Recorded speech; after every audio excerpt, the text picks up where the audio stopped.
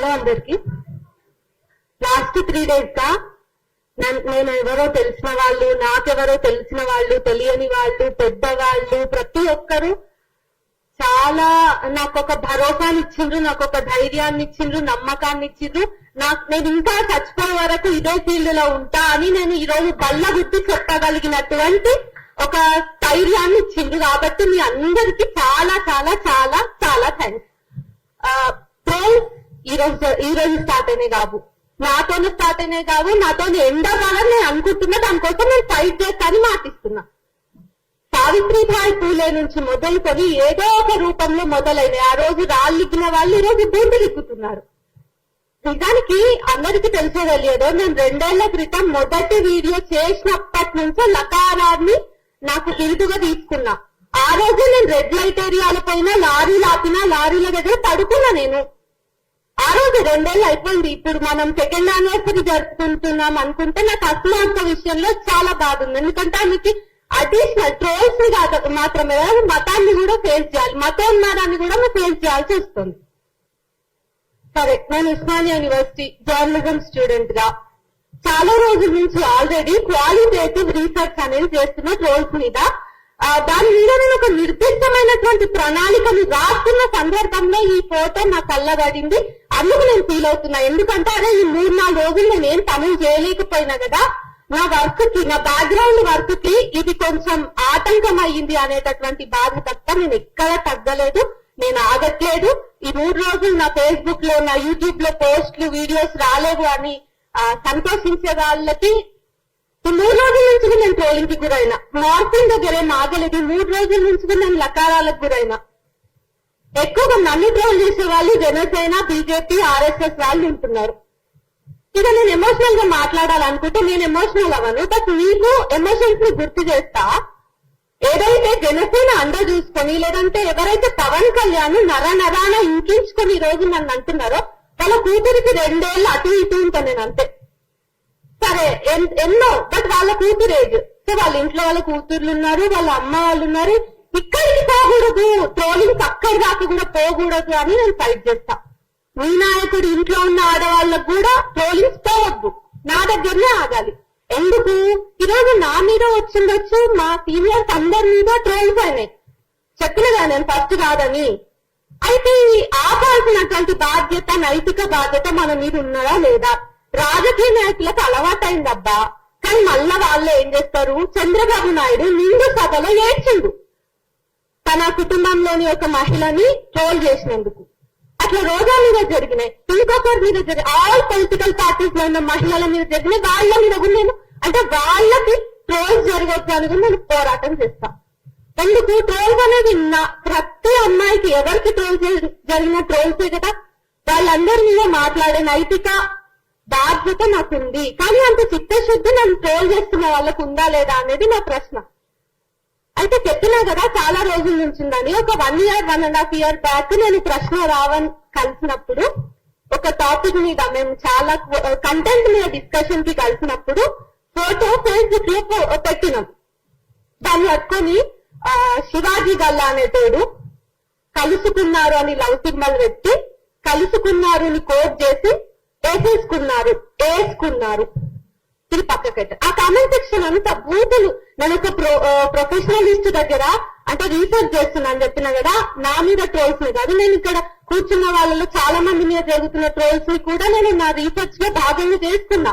అవన్నీ కూడా నేను అనలైజ్ చేస్తున్నప్పుడు ఒక ప్రొఫెషనలిస్ట్, ఒక సైకాలజిస్ట్, ఒక అడ్వకేట్ నా పక్కన కూర్చున్నప్పుడు వాళ్ళకి నేను చదివి వినిపించలేనంత దారుణమైన, అసభ్యకరమైనటువంటి పదజాలం అందులో ఉంది.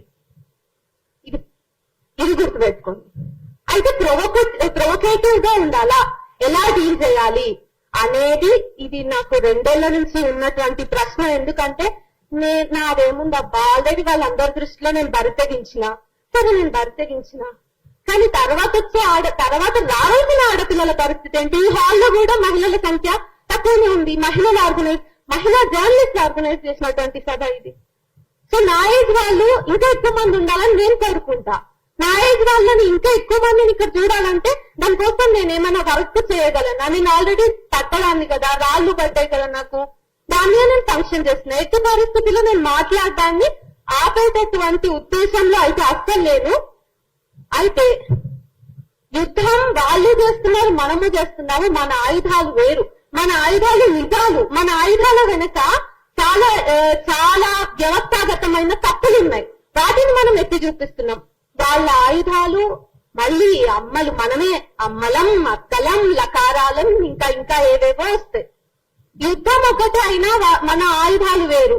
అయితే నేను రీసెంట్ గా పరకాల ప్రభాకర్ గారి ఒక మీటింగ్ అటెండ్ అయినా. అది క్లోజ్డ్ మీటింగ్, సెలెక్టెడ్ మెంబర్స్ ఉన్నారు. ఎస్ఐఆర్ మీద జరిగిన మీటింగ్ అది. బీజేపీ వచ్చిన తర్వాత ఎట్లా ఇష్యూస్ నార్మలైజ్ అయినాయి, మనుషుల్ని చంపడం నార్మలైజ్ అయింది, రేపిస్టులని సన్మానించడం నార్మలైజ్ అయింది, పక్కన ఉన్నటువంటి వ్యక్తిని డౌట్ పడడం మతం పేరు మీద, అన్ని నార్మలైజ్ అయినాయి. అట్లనే ట్రోలింగ్ కూడా నార్మలైజ్ అయింది. అది కావద్దు అనేది నా బాధ.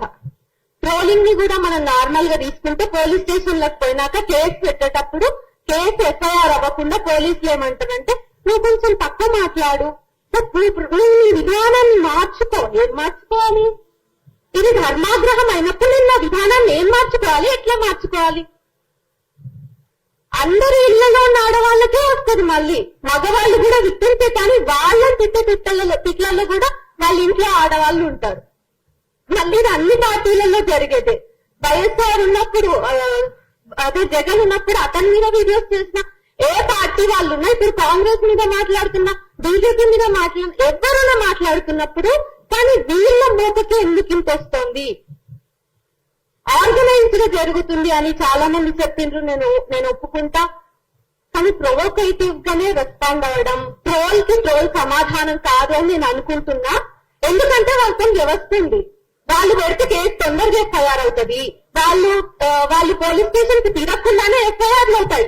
మనలాంటి వాళ్ళము ఒక 3 రోజులు పోలీస్ స్టేషన్ కి వెళ్తాం.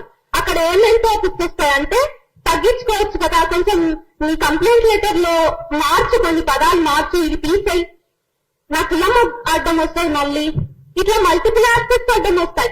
మనం ఏమైనా చేయాలంటే వాళ్ళకి వ్యవస్థ వాళ్ళ చేతుల్లో ఉంది కాబట్టి మనం ట్రోల్నే వాళ్ళకి అంటే ప్రతిదాడిగా ట్రోల్నే మనం తీసుకుంటే మనం ఫెయిల్ అవుతాం. వాళ్ళ దగ్గర వ్యవస్థాగతమైనటువంటి బిల్స్ అది కూడా ఇన్ఫాక్ట్ రాజ్యాంగానికి సంబంధించినటువంటి సంస్థలు కూడా వాళ్ళ చేతుల్లోనే ఉన్నాయి కదా. కాబట్టి మనం ట్రోల్ ని ఎప్పుడు కూడా పెట్టొద్దు.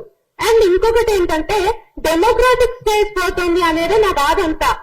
నన్నేదో అంటున్నారు అంటే కాదు. ఇప్పుడు నేనైనా వాళ్ళైనా నేను ఒక డైలాగ్ పెట్టినా, నేను ఒక చర్చ పెట్టినా, మోదీ వైఫల్యాలు, సరే నేను ఒకటి చెప్తా, మీరు మాట్లాడండి, అభ్యంతరాలు ఉన్నాయా? మోదీ వైఫల్యాలని ఇగో ఇది నువ్వు అబద్ధం చెప్తున్నా అమ్మా, ఇగో ఇది ప్రూఫ్, లేకపోతే ఇది తప్పమ్మా నువ్వు సరి చేసుకో అని చెప్పేసి చెప్పాలి.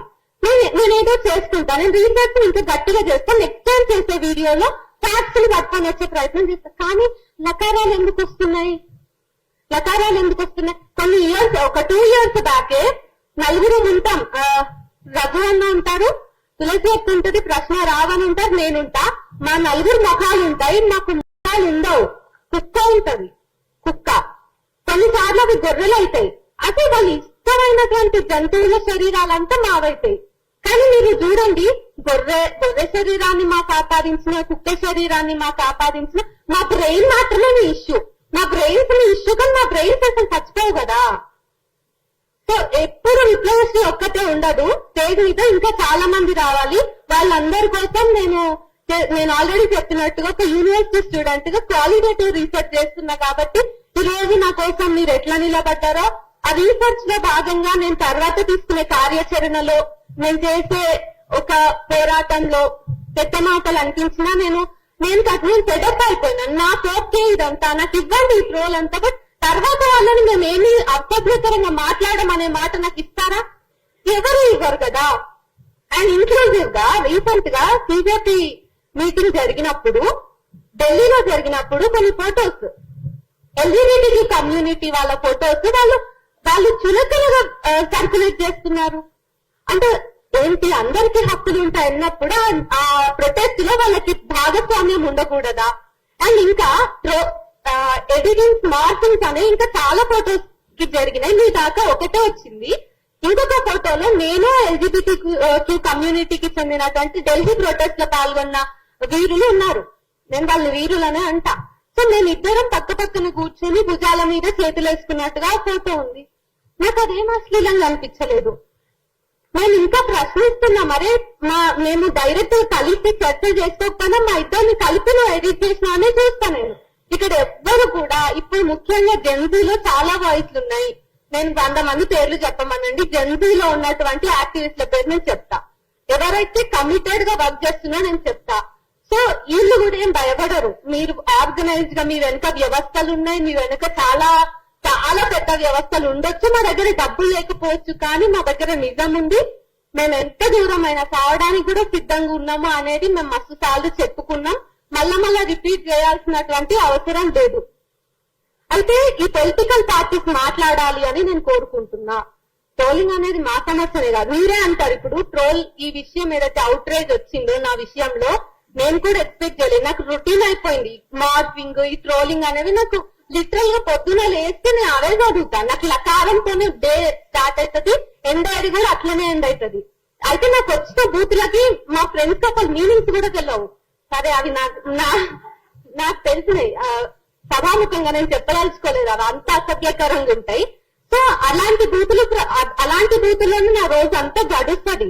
దాంట్లో ఏం లేదు. అయితే పొలిటికల్ పార్టీస్ ఏమన్నారు, ఈ 3 days లో ఆర్ఎస్ఎస్ వింగ్ వాళ్ళు ఏమన్నారంటే, నన్ను ట్రోల్ చేసిన వాళ్ళే, నన్ను లకారం అని చెప్పి పోస్ట్ పెట్టినోడే వీళ్ళందరి ఫోటోలు మార్చాయినాయి కదా, వీళ్ళ గురించి మాట్లాడాలా అంటే వాళ్ళు మాట్లాడతాం. వాళ్ళెవ్వరి మీద మేము ట్రోల్ చేయలేదు, వాళ్ళెవ్వరిని మేము లకారాలతో మాట్లాడలేదు. వాళ్ళతో సైద్ధాంతికంగా, భావజాల పరంగా, రాజకీయంగా మాకేమన్నా విభేదాలు ఉన్నప్పుడు మేము పార్లమెంటరీ లాంగ్వేజ్ లో మేము అది విమర్శ చేసినాం.